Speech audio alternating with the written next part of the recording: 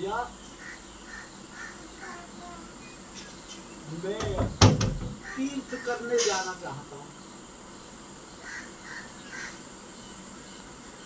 तो भगवान जी मुस्कुराए। तो उन्होंने पूछा भैया कैसे मुस्कुराए आप?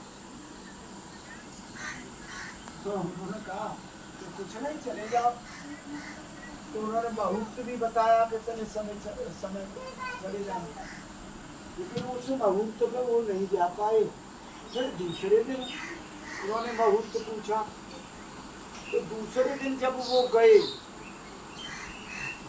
तो उन्होंने जब देखा तो तीर्थों से समस्त विमान उठ करके और अयोध्या आ गए। तो कोई तीर्थ उन्हें नहीं मिला, स्थान पर कोई नहीं मिला। तो वो लौट करके भगवान राम के पास आए। उनका भैया वहाँ तो कोई नहीं मिला, तमाम विमान पर विमान चले आ रहे थे और वहाँ मैं उन्हें देख करके वापस लौट आया। उन्होंने कहा तुमने उनसे पूछा नहीं कुछ भी? नहीं,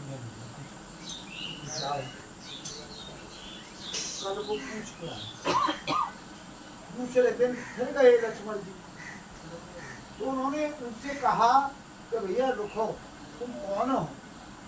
तो हम 33 कोटि देवता हैं। तो उन्होंने कहा 33 कोटि देवता, तो तुम यहाँ क्या करने आते हो? अयोध्या के में श्री राम के दर्शन करने आते हैं और सरयू में स्नान करने आते हैं। आश्चर्यचकित हो गए और भाग करके और भगवान राम के चरण पकड़ने लगे। प्रभु क्या हुआ लक्ष्मण?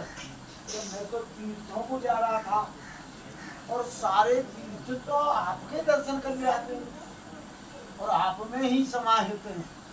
तो राम कहे और राम कहावे, दोनों का फल आप ही पावे। अब ये राम का महत्व क्यों है?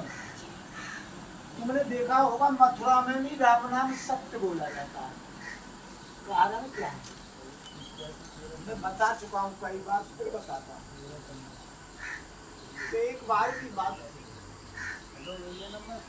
तो एक राजा पर वो जब तुलसीदास जी भगवान का भजन करते ही थे तो कोई ढोंगी कहता था ये तो सत्य बात है, जब तक भगवान के भक्त की हंसी नहीं होती